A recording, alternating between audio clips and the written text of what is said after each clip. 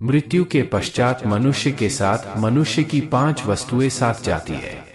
मृत्यु के पश्चात आपको किस चीज की प्राप्ति होती है, इसके बाद में बजी भगवत गीता में बात की गई है।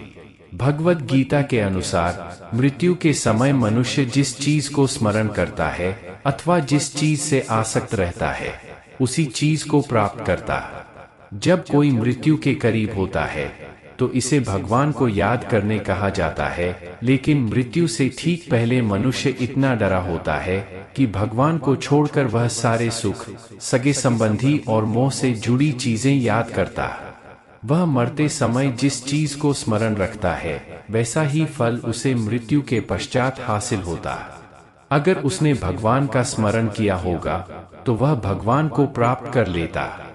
कहते हैं कि अगर किसी मनुष्य ने जीवन भर धन, सुख और प्रतिष्ठा का भजन किया होगा तो अंतिम समय में वही याद आएगा, लेकिन अगर जीवन भर भगवान का भजन किया है तो मृत्यु के वक्त भगवान खुद उसकी बुद्धि में आ जाते हैं।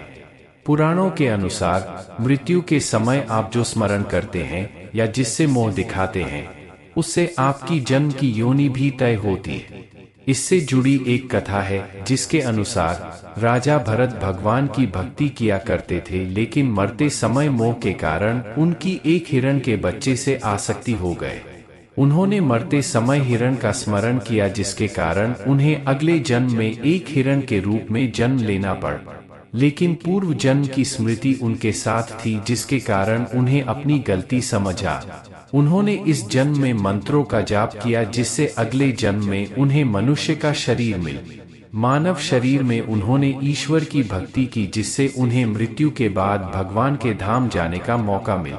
एक कामना, यदि मृत्यु के समय हमारे मन में किसी वस्तु विशेष के प्रति कोई आसक्ति शेष रह जाती है, कोई इच्छा अधूरी रह जाती है, कोई अपूर्ण कामना रह जाती है, तो मरणोपरांत भी वही कामना उस जीवात्मा के साथ जाती है।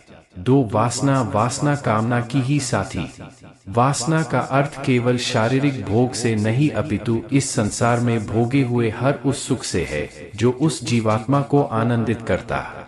फिर वो घर हो, पैसा हो, गाड़ी हो, रुतबा हो या शौर्य। मृत्यु के बाद भी ये अधूरी वासनाएं मनुष्य के साथ ही जाती हैं और मोक्ष प्राप्ति में बाधक होती है। 3 कर्म। मृत्यु के बाद हमारे द्वारा किए गए कर्म, चाहे वो सुकर्म हो अथवा कुकर्म, हमारे साथ ही जाता है। मरणोपरांत जीवात्मा अपने द्वारा किए गए कर्मों की पूंजी भी साथ ले जाता है, जिसके हिसाब किताब द्वारा उस जीवात्मा का यानी हमारा अगला जन्म निर्धारित किया जाता है। 4 कर्ज। यदि मनुष्य ने अपने जीवन में कभी भी किसी प्रकार का ऋण लिया हो तो उस ऋण को यथासंभव उतार देना चाहिए, ताकि मरणोपरांत इस लोक से उस ऋण को उस लोक में अपने साथ न ले जाना पड़े।